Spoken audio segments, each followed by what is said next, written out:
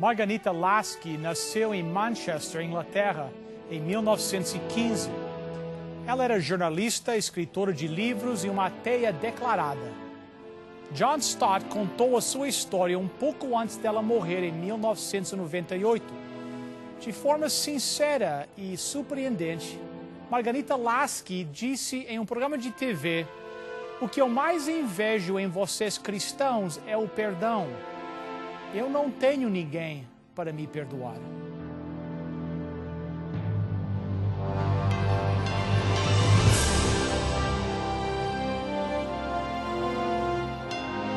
Venceu a prova do tempo. O livro de Deus, a Bíblia. Ainda relevante neste mundo complexo. Está escrito, partilhando mensagens de esperança ao redor do mundo.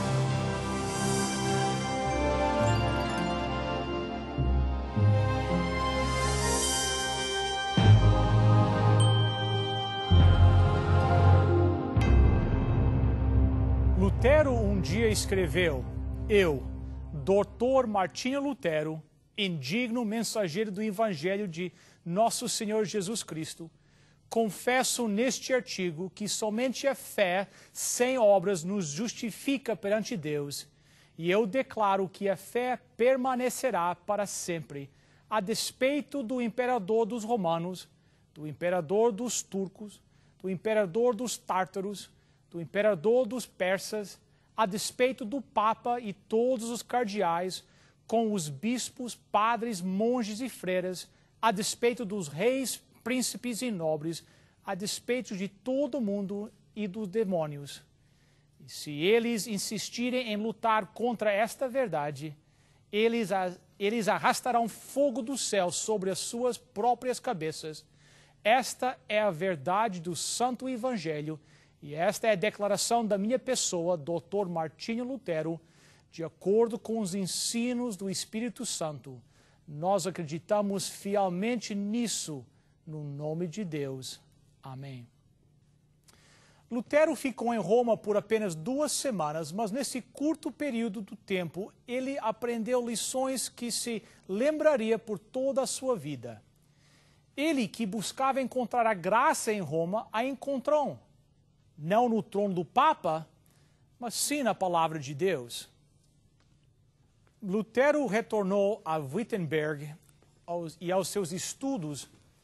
O ano era 1512.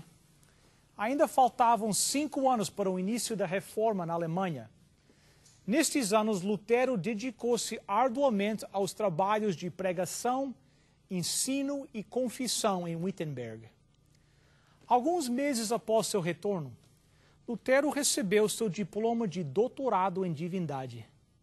Naquela ocasião, tendo a Bíblia em mãos, ele fez um voto de estudar, propagar e defender a fé contida nas Santas Escrituras.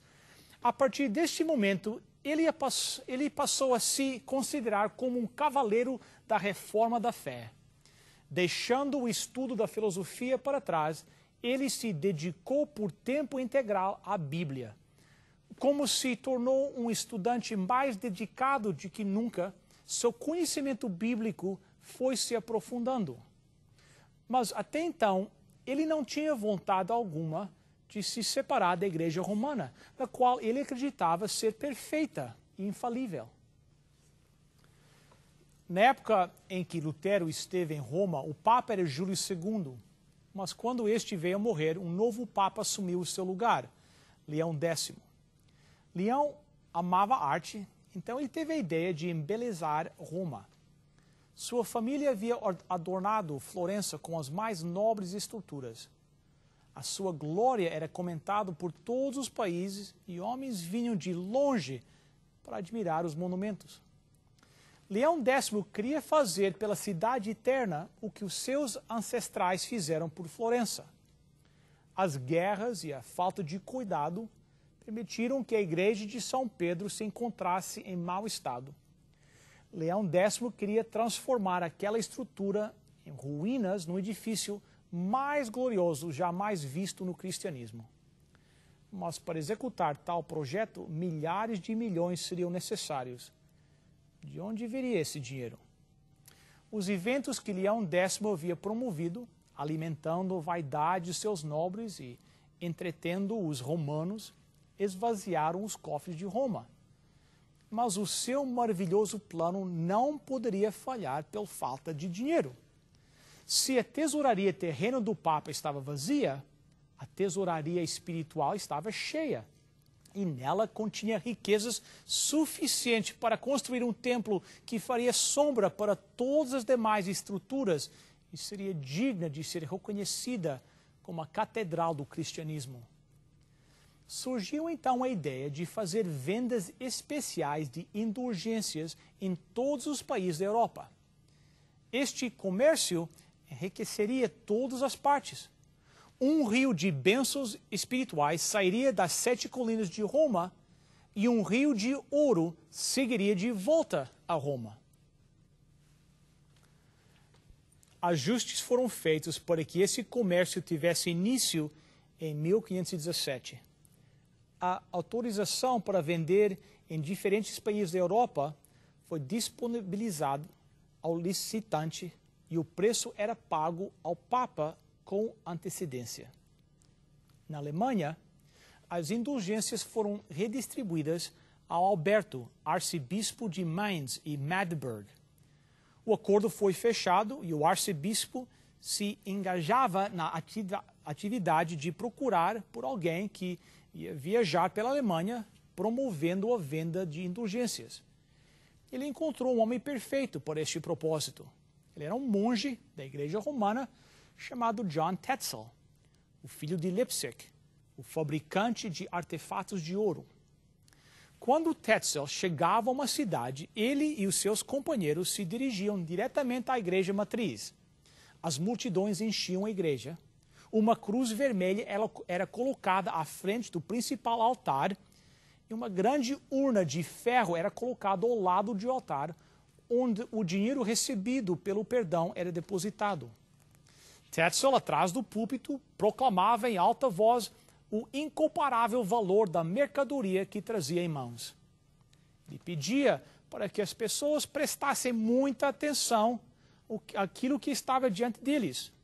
Nunca antes, naquele tempo ou em qualquer outro, houve um dia em que eles se depararam com um privilégio como este. Jamais os portais do paraíso estiveram abertos diante deles daquela maneira. Apressem-se, venham comprar enquanto há tempo, dizia o monge.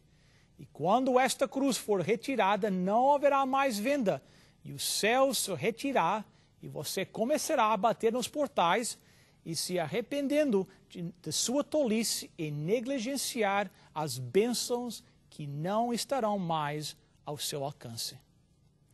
Essas palavras eram professadas de maneira bem enfática pelo monge, fazendo os ouvintes tremer.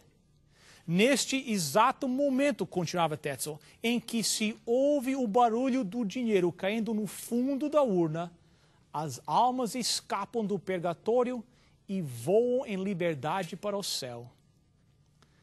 Quando Simão tentou comprar dos apóstolos o poder de operar milagres, Pedro respondeu em Atos 8:20, o teu dinheiro seja contigo para a perdição, pois julgastes adquirir por meio dele o dom de Deus. Tetzel e suas indulgências se tornaram um assunto principal na Alemanha.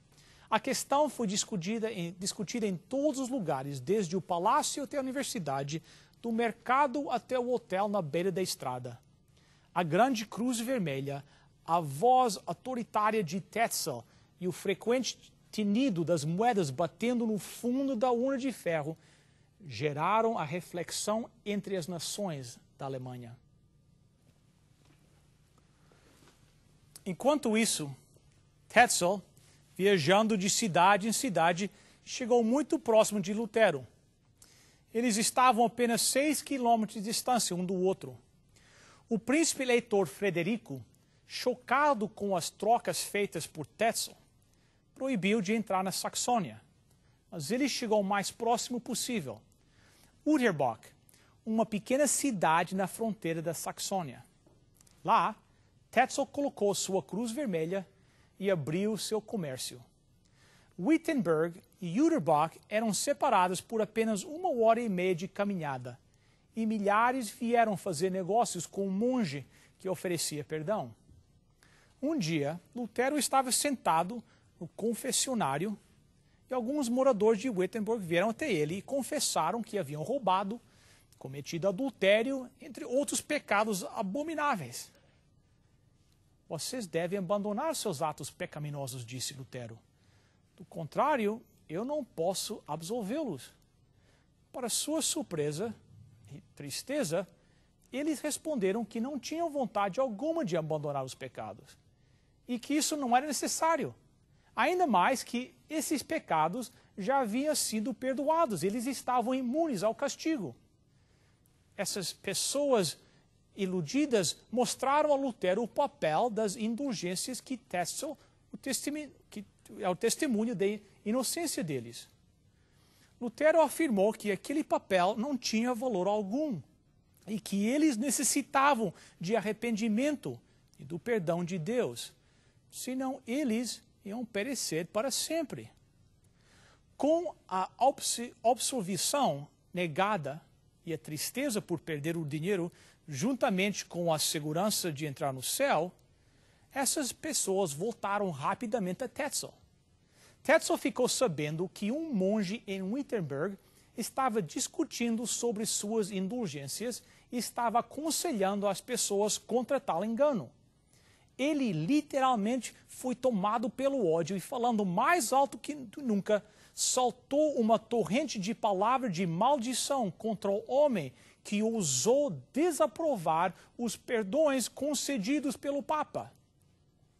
Ele não simplesmente falou, mas também agiu. Ao incendiar o mercado de Uterberg, ele demonstrou o que seria feito contra um homem que tentasse impedir o seu santo ofício. Ele afirmou que o Papa havia lhe dado autoridade para colocar todos os hereges em chamas. As palavras cheias de ódio proferidas por Tetzel e as chamas que foram colocadas no mercado não desestimularam Lutero.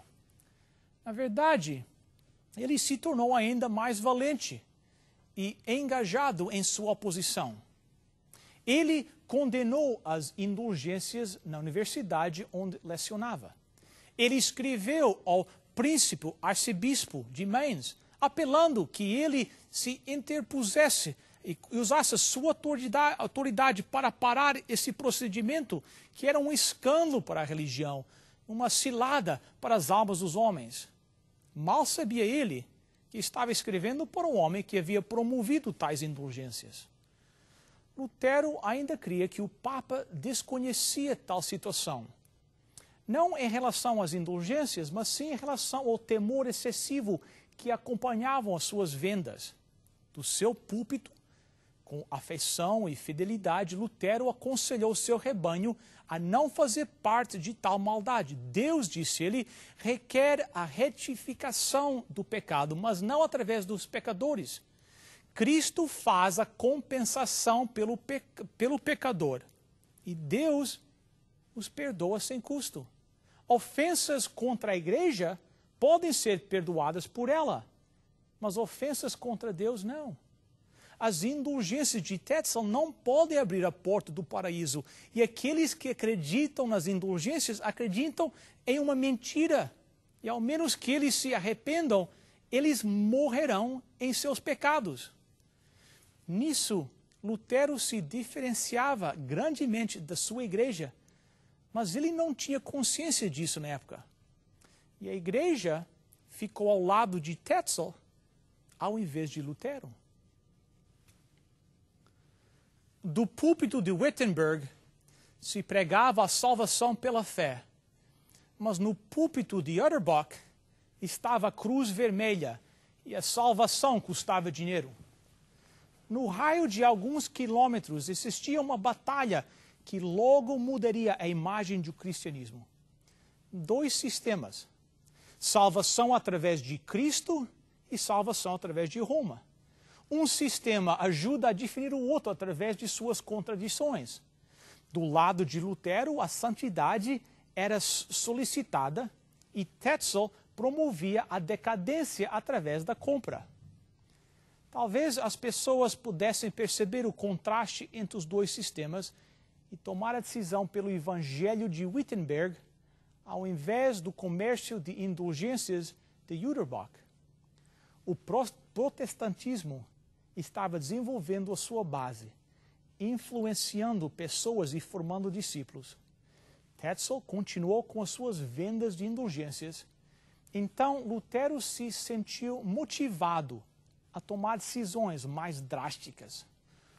O príncipe eleitor Frederico havia construído uma igreja-castelo em Wittenberg e não havia economizado mão de obra nem dinheiro para colocar relíquias que tornariam o templo mais belo. Essas relíquias eram feitas de ouro e pedras preciosas e elas eram expostas pelos padres no dia de Todos os Santos, o primeiro dia de novembro. Multidões viriam a Wittenberg para receber as indulgências que seriam oferecidas a todos que viessem naquele dia especial. No dia que precedia as festividades, dia 31 de outubro, as ruas de Wittenberg estavam tomadas por viajantes. Ao meio-dia, Lutero, que tentou ser o mais discreto possível, se juntou à multidão que estava indo em direção à igreja. Chegando lá, ele pegou um papel e começou a pregá-lo na porta da igreja. As batidas do martelo chamaram a atenção das pessoas que ficaram ao redor de Lutero, cheios de curiosidade. O que está escrito no papel? 95 teses ou propostas sobre as doutrinas de indulgências. Lutero tinha a intenção de defender essas 95 teses no dia seguinte na universidade e as defenderia contra todos que se opusessem a elas, mas ninguém apareceu.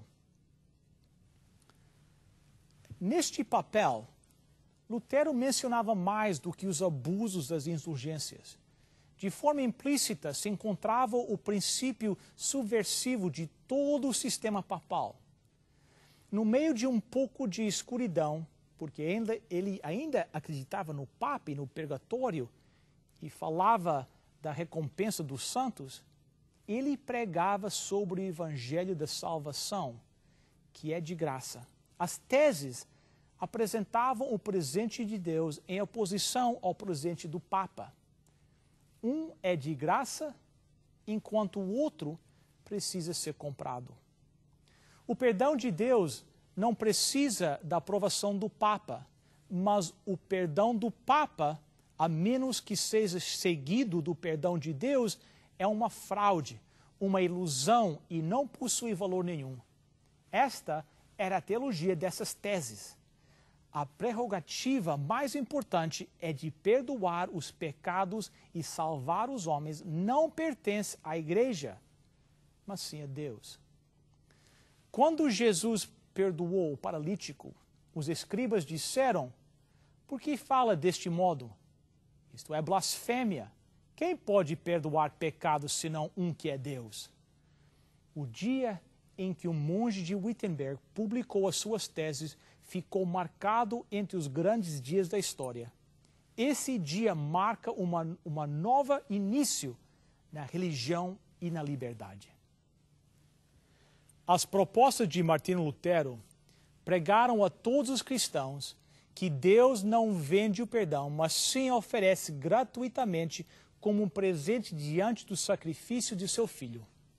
A mensagem das teses ecoa a música cantada pelos anjos em Belém há 15 séculos atrás: paz na terra entre os homens. O mundo se esqueceu dessa música. O livro que a contém ficou escondido por muito tempo. Os cristãos passaram anos de autopunição e penitência porque viam a Deus como um mestre exigente que não aceita ninguém no céu, a não ser que seja pago um alto preço pela sua salvação. Mas o som do martelo de Lutero era como o som daquela trombeta no dia do jubileu, o som que proclamava o advento do ano da libertação. Lutero depois afirmou que agiu sem um plano premeditado. Ele obedeceu a um impulso que sentiu e ele fez o que achou ser o seu dever naquele momento, sem analisar com cuidado ou ficar ansioso com as consequências das ameaças de Tetzel.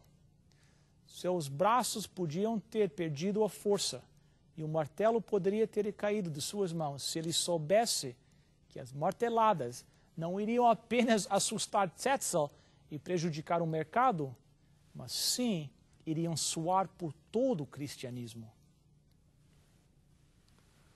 Agora era visto o poder do instrumento que Deus havia preparado previamente para essa emergência, a prensa móvel. Se fossem copiados à mão, essas teses demorariam muito tempo para chegar a outros lugares e poucas pessoas teriam acesso a elas.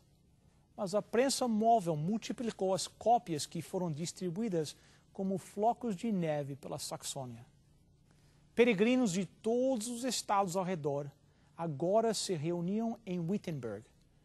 Mas ao invés de comprarem indulgências, eles compravam as teses de Lutero.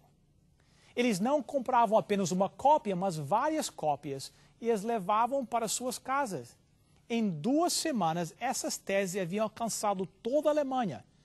Elas foram traduzidas para o holandês e lidas na Holanda. Elas foram imprensas em espanhol e lidas em muitas cidades e universidades da Península Ibérica. Em 1 mês, as teses já estavam por toda a Europa. Cópias eram vendidas com desconto em Jerusalém. Em apenas 4 semanas, os escritos de Lutero haviam se tornado um guia de estudo e seu nome havia se tornado conhecido por toda a Europa. Uma cópia foi obtida por Leão X no Vaticano. No dia 29 de novembro de 1998, o Papa João Paulo II, em sua bula papal, reafirmou o uso das indulgências, mais uma vez colocando a Igreja entre você e o seu Salvador. Pai nosso, nós te agradecemos pelo perdão oferecido gratuitamente a todos os filhos teus. Pedimos que cada um, ouvindo a minha voz, possa aceitar esse presente, em nome e por amor de Jesus. Amém.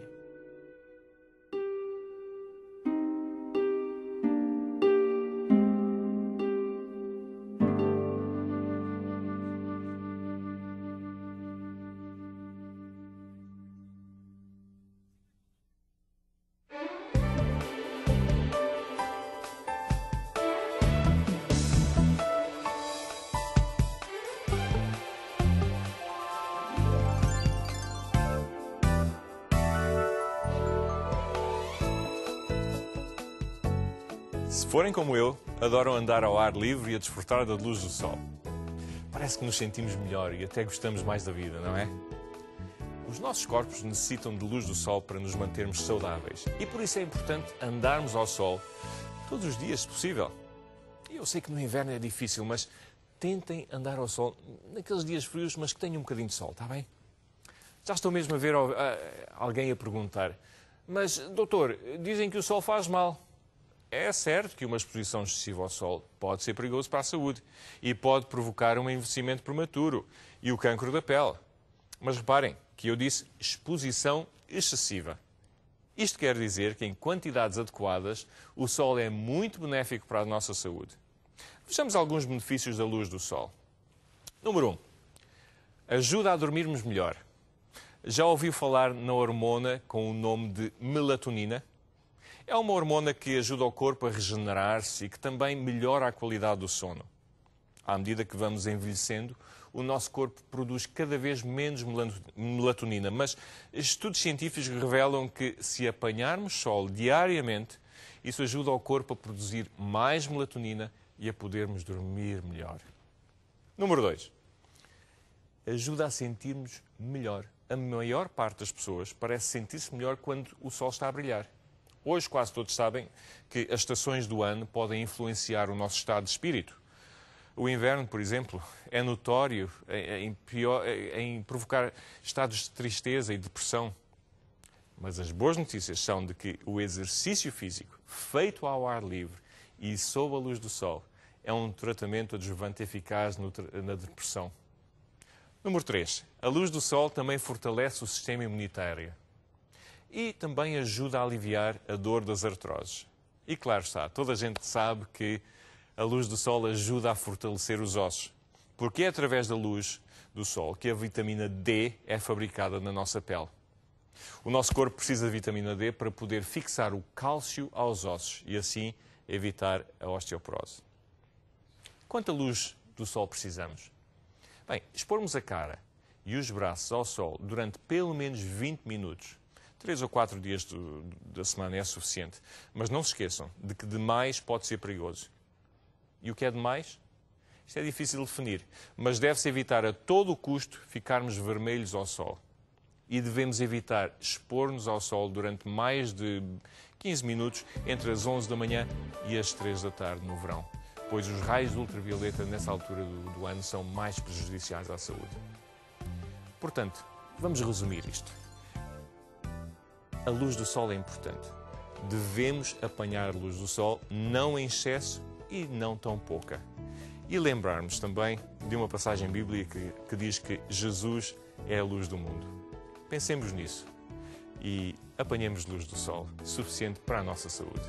Até à próxima.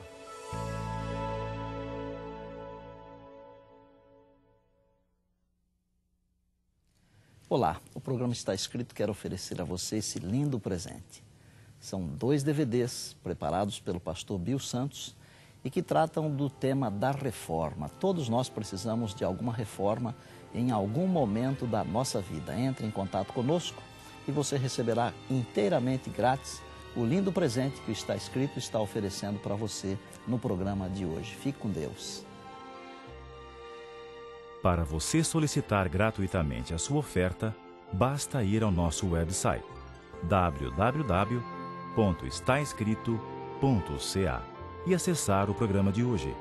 Lá você preencherá um formulário com os seus dados e assim poderemos enviar a oferta para você. Escreva para nós. Está Escrito, Box 2010, Oshawa, Ontário, L1H7V4. Agradecemos as suas cartas, os pedidos de oração que nos enviam e também o seu apoio financeiro. Agradecemos a sua presença conosco. Lembre-se do nosso website, estaescrito.ca. Até a próxima semana. Lembre-se, está escrito, nem só de pão viverá o homem, mas de toda a palavra que procede da boca de Deus.